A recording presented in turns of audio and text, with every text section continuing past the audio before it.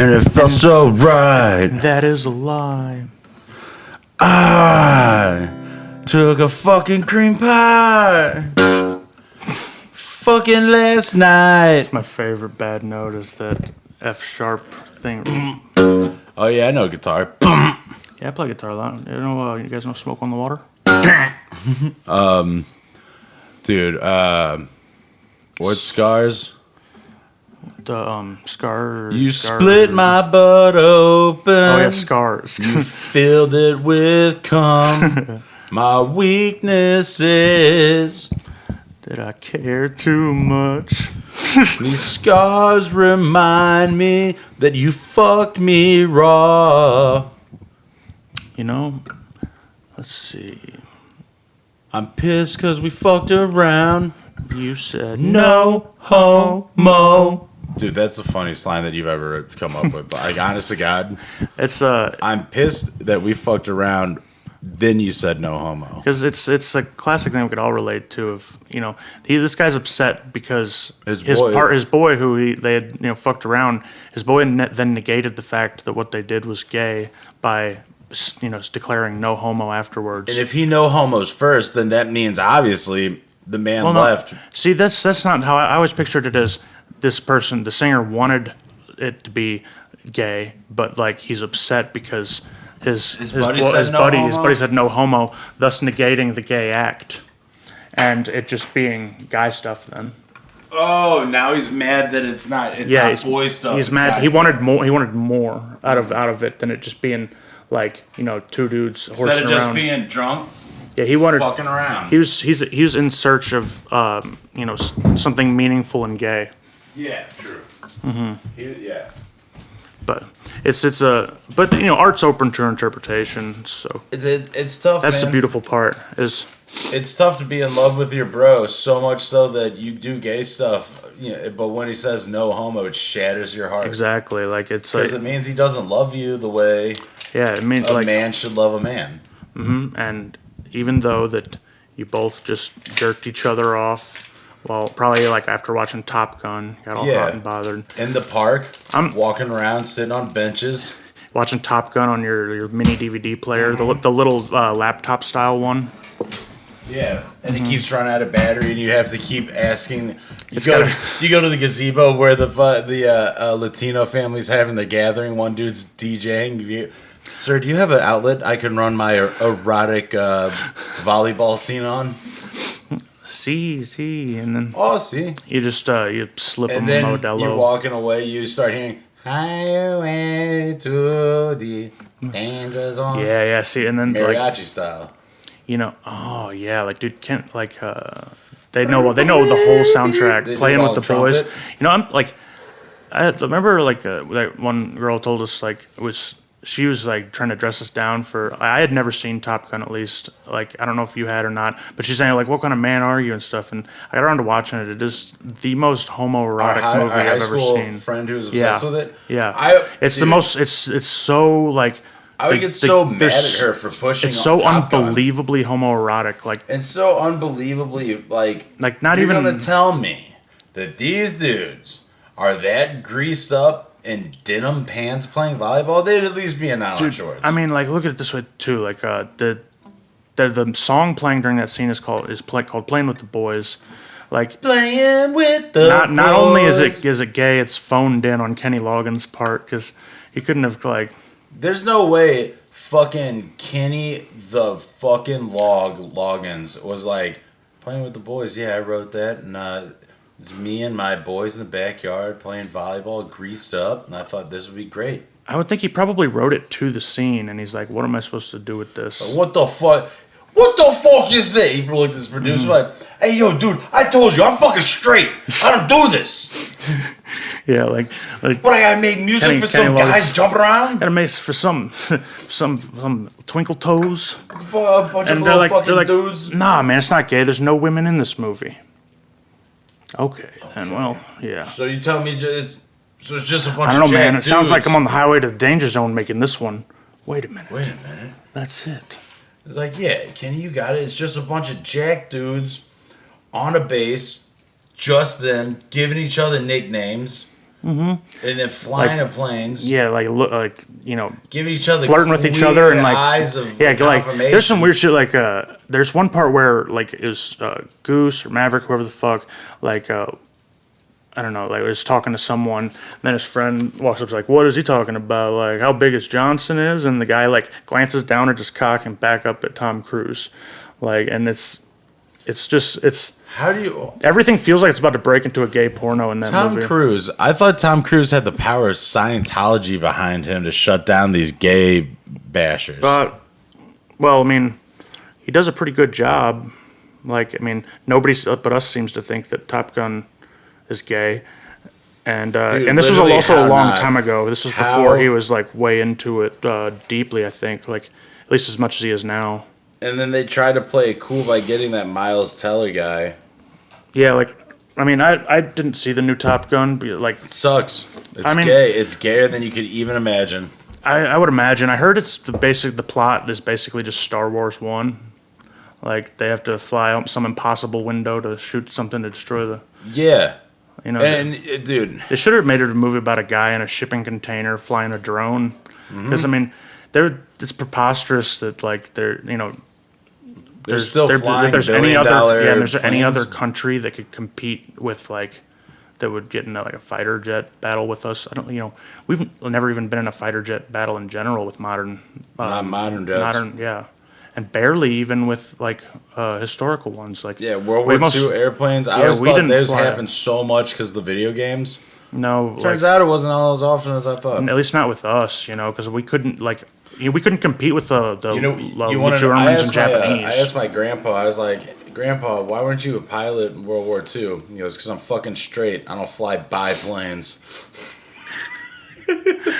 That's pretty good. Like, if you're flying a biplane in World War II, though, you'd be cooked. I still appreciate it. The joke, though. The Red Baron, he's not on that guy. He swings both ways, it seems. Or at least his name isn't so obvious. Well, I don't know. I just see the dude, more like the Pink Baron, if you know what I'm saying. I respect though for inventing pizza. True. You're flying at an altitude, cooking a pie. You got it on top. Yeah, this guy revolutionized frozen pizza. Yeah, dude, it's not frozen traditionally. He just takes it up into the atmosphere, freezes. Yeah, and that's how he fed.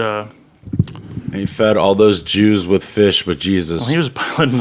Yeah, the Red Baron. See, like, he was. I don't know anything about him other than the pizza thing, really. But I think he was a World War I pilot. The Great War. Yeah, the Great War, the greatest, some say. What side was he on? He was German. Yeah, Jerry, huh? Yeah. Jerry's weren't necessarily evil yet, right? I mean, they weren't. No, they weren't. Like, they weren't. I wouldn't call them. They weren't nasty the way they were. Like, here's the thing: is they kind of like started it, but it was a different time, and there's honestly like they're not really you can't compared to World War II. Yeah, the thing about World War I is there was really no motivation behind anybody's cause except for territorial expansion, and like there's for no real good reason either. Like, everybody just wanted a little more land. Shit was going crazy, so they kind of, like, Germany seized on an opportunity to, like, take some land, and it just kind of snowballed and shit. And it was really all, like, for nothing, too. Like, nothing. So, do you think you would have, like, in They Shall Not Grow Old, do you think you'd be, like, 14, 15, be like, well, we're going to go join the war because that's what everyone's doing? For sure. There'd be so much pressure to, like, by your peers and by, like, other people, like, teachers and all that. Like, that's why, like, they did is because... Was war anything like how it was in World War I? Were they ready for what was about to happen to them? No, God, no. So going to war, like, their idea might have just been, like, you join the Navy, join whatever, it's parlay, like, they got a system to it or whatever. They just sort of, like, Yeah, they think all they didn't think about is like the glory and what the propaganda tells them, basically, like the glory and the valor that is something, man, and shit, but without really thinking about what it means to like kill someone else. And they know people would die, but like they really hadn't. like thought about it. Yeah, they thought like everybody's death would be like meaningful and stuff, and it wouldn't be just a big meat. It wouldn't be a big meat grinder, and that's. About the poor sons of bitches that fell off the walkways and just sunk in the mud. No, nobody could help them. God, those meaningful deaths. No, like they quickly realized, they quickly realized, of course, that that everyone's dying for nothing. Yeah, exactly, and not only that, they probably will die for nothing. Like, dude, what was the masturbation situation in the trench? You probably wouldn't in the trench, but here's the deal: you didn't spend your entire time in the trench. You'd work in shifts. Yeah, you'd go to the trench, but then there'd be the back lines and shit like where you were out of artillery range. And that's where you could play grab ass with your boys. Yeah, and you could the shitting situations, at least, you'd sit on this big like log, and you would hang your ass off the back and just like shit there. They showed that in All Quiet on the Western Front and They Shall Not Grow Old briefly. Falling into it and stuff. Oh my God, could you imagine? That'd be a sick like a loose stool prank. Like, hey, check it out and pull the nail out on the one. Like a jackass one when Preston sits on the bench and just falls over immediately. Right. So what the hell was that? God, that would be so awful. It's and kind of like a Slumdog Millionaire too when he falls into that. I don't want to talk about Slumdog Millionaire. I know this is a sensitive subject for you, so we don't have to. Please, thank you. No problem. But yeah, let's tell me. I thought that movie fucking stunk. I thought it was so stupid. It was like, I mean, it was fine. Who wants to be a millionaire? A million rupees. Yeah, I mean, it's like million rupees on this question. How do you know this man's signature? The whistle that plays and shows his memory. Yeah, right. All that movie is, and I guess actually now that I'm talking it out, it's a pretty accurate depiction of how Indians' lives are, where it's like, oh, I know this answer through this insanely elaborate story. Let me tell you about my many gods and why it all means that you should just try harder. Yeah. And it's fucking... But when I sat there and watched him lose a friend over a fucking kite or something... No, that's the kite run. Never mind. So like, remember, like, how did you know that Benjamin Franklin's on the 100? Oh, let me tell you about this time me and my friends got molested while flying a kite. Yeah, and then it cuts to the scene in James Bond where they're whipping his balls onto the wicker chair. Then he's got to go back and save his his friend's kid from the Taliban. And guess who the Taliban leader is? The guy that molested him. Rush Hour 2. Yeah, I always mix up Rush Hour 2, Slumdog Millionaire, and Kite Runner. Dude, they're tough movies to mix up. They're all great. Mm-hmm. They're all excellent films. They really are. Kite Runner actually is a very good film. Do you think Germany has a different title and it's about running something other than kites? They probably, knowing them, yes. And I bet they're not saying, "Oh, look how high my kite is." It's probably, "Look how down did you ground my kite is." Oh, look how many. Oh, look how he can't breathe in that chamber. Dude. Oh, there's no wind in that. There's no wind in that chamber. He can't go nowhere. That's probably what they're doing. I guess I got to go ahead and apologize to our listeners. Yeah, we'll apologize to in Germany. My main dogs. Oh, by the way, let's go ahead and advertise our Instagram now. Like, I guess it's like German guys, we want to hear from you. Old Canadian guys, we want to hear from you too.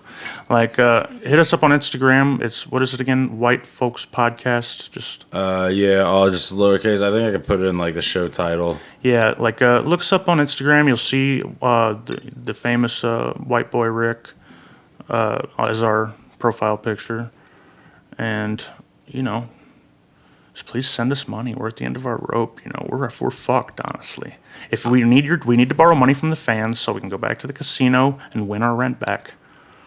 And I don't even go to the casino to win my rent back. I go to casino to suck my rent back.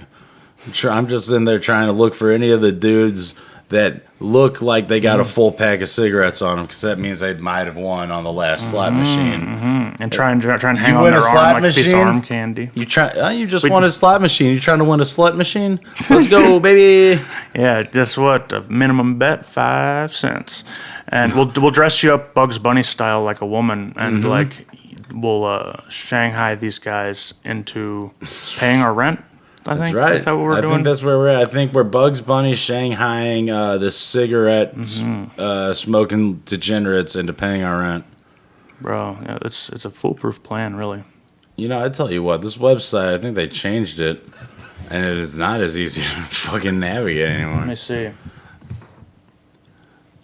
I can't really, there's too many cables in the way. I'll do it later. I'll put the link on the fucking thing. So a couple of our friends, we've made this podcast in absolute secrecy for, when's the first episode? Shit. It was a long time ago. It was probably like 1987. Right around when the Negro Baseball League was at its height. Yeah, see, Jackie Robinson. Yo, doesn't Missouri have the Hall of Fame or the museum for that? Kansas City, yeah. We should go to that, dude. That'd be sick. You know, like, yeah. Because, like, looking at, like, the stats and the athletes in the NBL versus the NLB? NLB, MLB? Right. Yeah. Mm-hmm. Right. The NLB had a much better, like, roster. Their players had way better stats. Oh, yeah. Their players had way better longevity. There's that one cat who played almost until he was, like, 55, and he averaged, like the equivalency of Wilt Chamberlain stats per game. Yeah, like, there's, was Satchel Paige a black guy? I don't want to get that wrong, so let's check it out. Satchel Paige. That's how you spell it. Yep. Yeah, so he was a pitcher, right? He was pretty good. Like, I know there's tons of, like, people who I think crossed over or just, like... Cool Papa Bell. And then also they have the better names in the baseball league. Yeah, what were the team names? La la la la la la la la la la. Me. I hope I don't read anything crazy. Oh my god, I'm so nervous. And I think I saw that. It's funny. I saw that you followed my regular Instagram account with the podcast account, and I just blocked it. I know, dude. It was so funny. I was like, "Yep, good." And in the comments, I made a filter. If anybody comments our names or where we were, that comment gets deleted. Yeah, it's tight. Teams. So, yeah. We had the Atlanta Black Crackers. Wait a minute. No. Can't be. Wait a minute. So in Atlanta, it's just a bunch of wiggers. Baltimore Elite Giants. Elite Giants, huh? Birmingham Black Barons. Chicago American Giants. Detroit They Stars. had two Giants, the Elite Giants. Cuban X Giants. Wait, what? I would want to be on the X Giants team. The X Giants. That's so like yeah, we used to be all tall, but Homestead Gays. Oh, Homestead Grays. Sorry, I dyslexia. Hilldale Club. Oh, that's not even. Indianapolis Clowns. no. Dude. Kansas City. Almost Monarchs. I almost read Kansas City Monkeys. That could have been bad. Oh yeah, it wouldn't have been bad if you said that. Indianapolis ABCs. Newark Eagles. New York Cubans. Why wouldn't Cuba just be or Colombia? What year did this league exist in roughly? I mean, it was. We are looking at a history timeline between. And that's just because like the mafia controlled like. Well, of course. This and the Cuban like Varsity formed a Chicago team. We're looking around the early. Quit saying 1800s. Give me a fucking year. I mean, there's no way it was like anything but the very late 1800s, right? Yeah, these dick suckers need a better goddamn timeline. 1920 to 1950. Okay. So. It turns out.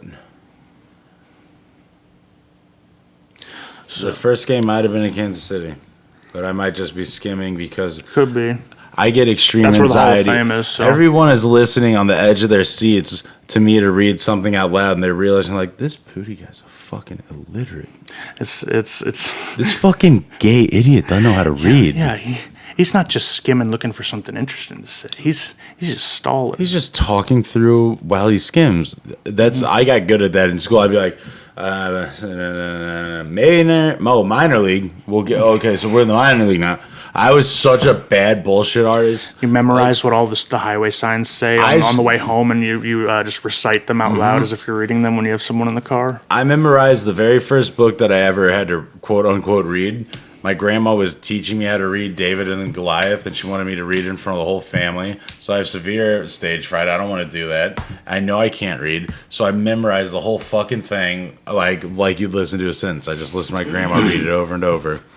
That's pretty until when you don't know how to turn a page, you double turn the page, so you start reading the one before, and then the whole family finds out you're a sham. It's like the opposite of a lip syncing scandal for a singer. It was and it was weak. You know, I mean that they should have been like, you know, seen how impressive it was that you memorized the whole thing and been happy with that, because that shows like. Well, no, they're not impressed with. So I told you how my brother's wife's whole side of the family calls me Ocean's Pooty. I don't think you've ever told me that. What does that mean? So just how I found a way to get around reading a book, I found the way around getting through my dad's elaborate safe system. So say the man has 5 safes, all the keys, none the same, all in different places, and all of them locked in different boxes. I figured out his little secret combination how to get into this box by unhinging and jimmying a false bottom off this, getting this key, but the note on the key was a combination to that one, but this key went to that lock or to a different safe. I followed all the way over to his safe in his office. God damn, that is impressive. And I don't know what I was going to find. I knew because it was around the time when me and JD were selling weed, and JD and I were carpooling to school, and he took me to school that day. And when I came home, my car, instead of being pulled into the driveway, was backed into the driveway. G Money pulling the move of, you're going to know you're fucked as soon as you hit the block. So I hit the block. I apologized to JD because we were selling weed together. I'm like, well, I'll owe you some money later. All our weed's gone, and I'll be grounded for a bit. Mom and Dad came in. They yelled at me, but it turns out that they just gave my fucking... It was right when green crack hit the scene. They gave my green crack to their stupid bitch friends who had a house in college, whatever. So after my elaborate... I turned into the handsomest man in Hollywood in the 90s. Clooney. And I fucking found all these elaborate keys that were one of them was like in his locked humidor cigar box. It's almost like Resident Evil 1 or something. Dude, it was like an escape room, but it was like a get in that safe room. Pull a shotgun off the wall and get crushed by a suit of armor. Yeah, pretty much like, ooh, gun, and it just shoots me in the dick. But it literally was to I was such a lazy asshole kid, and that's what the beauty is in America, being 16, 17, not having to get a job, and being so bored and addicted to drugs that you scourge your dad's fucking work office for any amount of loose change. That's the suburbs for you. I mean, there wasn't any crime to have fun doing, so you have to steal petty belongings from your parents. Yeah, like for real, there wasn't. I mean, 'cause some kids would like car hop and shit, like, you know, stealing shit from cars and all that. Like, dude, I car hopped. I felt like the worst. It was back when I was hanging out with a piece of shit. We won't say his name because I think he follows the cast now. But we were car hopping. You know who you are, you piece of shit. Yeah, you piece of shit, you fucking scumbag.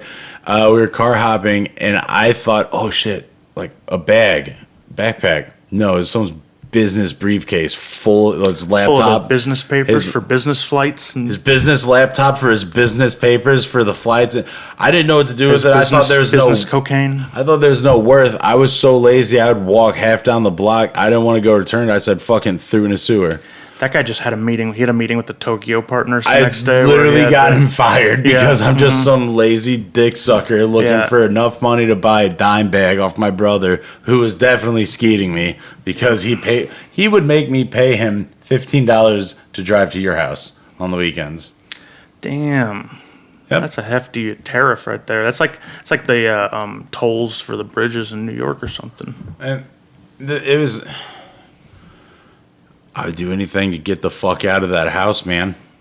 Yeah, and it wasn't a bad house. It was just one of those houses that, like, you will be fucking goddamned if you spill your cup of water somewhere. Mm-hmm. You're gonna leave a stain. Yeah. I'm like, Dad, water doesn't stain. He's like, get eye level, get eye level. You see this ring right here from where that dry water... It only kind of stains if you let it evaporate till it's dry. And even then, you can still wipe it up on a countertop. G-Man is the dude. Tile. He'd leave us alone, go on the vacations, leave us for house parties, knowing full well what we would do, and we'd clean up pretty well, but he would know. He'd get down on the ground and look at, like, the baseboards, like where the cabinets and the kitchen floor meet, because maybe the cabinetry overhangs where the floor meets. Maybe there's some little crumbs of weed down there. And he'd do this thing. He'd get eye level on the table and look at it with the light to see if there's any small amount of crumb. He caught us every fucking time. And then he would pull it out and he's like, that's a little weed budlet. That little white speck better only be cocaine. And we're like, I don't know what that is. I was eating powdered sugar donuts. He's like, you're fat, but that's bullshit. Damn. G-Money's a detective, bro. Yeah, you couldn't sneak a thing past him. No kidding, except, I guess, his safes and stuff.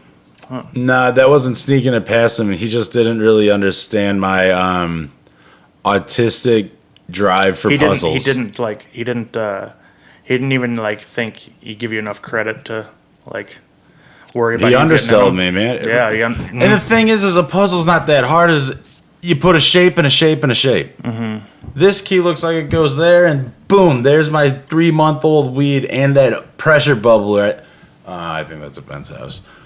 He has that ridiculous, like, $3,000 bubbler. What the fuck? Yeah. Like what? God, like what? You can't even hold it. You have to you got to have a stand, or you have to put it on a pillow. The things you could get for $3,000. 3,000 Lucy's. Shit, you could get like 12,000 Lucy's. These are usually like a quarter, aren't they? I'm going off New York prices. I guess so, yeah. And I'm only like roughly guessing because I've never actually. I've never been lucky enough to be in a place that sells Lucy's. Dude, I think we were in New York and this dude was getting that makes arrested. sense to be $1. This guy was getting arrested for swiping people into the subway for $1 and Lucy's for $1. Damn, and they fucking trucked his ass. They goddamn hit sticked him. They hit him right in the center and scooped his thighs. Jesus Christ, dude, like. Think about a cop, a bald cop, blindsiding you. He's in street clothes, so you don't see him charging right away. Oh, fuck. And he gets that shoulder down. He hits you with an NCAA fucking level linebacker hit. A Brian Urlacher fucking ender. And throws you into Rikers Island. Because you were just helping people get on the train for $1. So now you're going to go and get butt raped in Rikes. Being presumably a black man in America. Am I right? I believe it was. Let's say he was. You know what he was. That's exactly. That's exactly what he was. And I didn't say that because he was selling Lucy's and a Subway pass swipe. I said that because the police tackled him. The police tackled him. And yeah, they shouldn't. That's just deplorable. Yes. And so I heard this somewhere.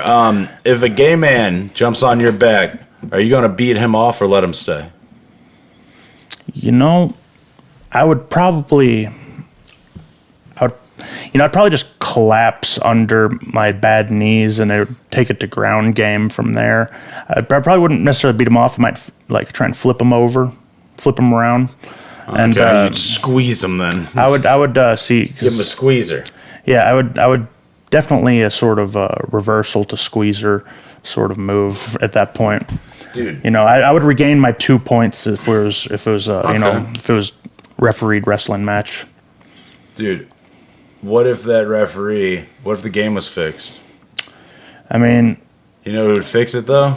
Who would be fixing Taekwondo matches? Only a Baltimore guy.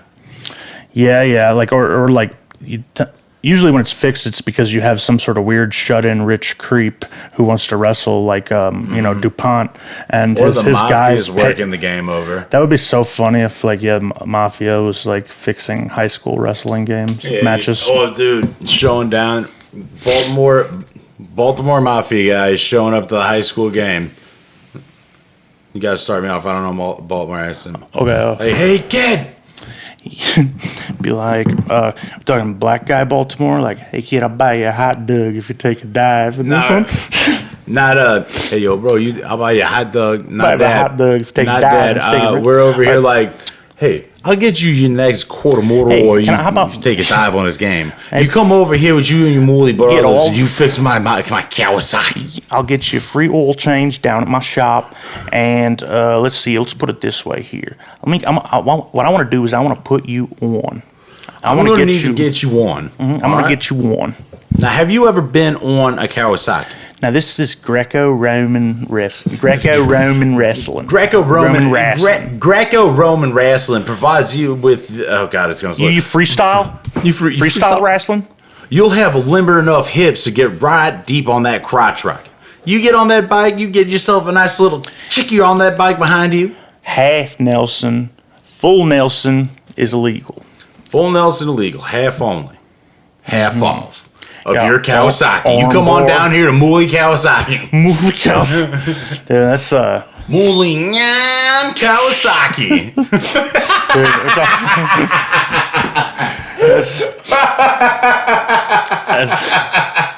That's pretty good. Why get me so much? That's like the Subaru. Yeah.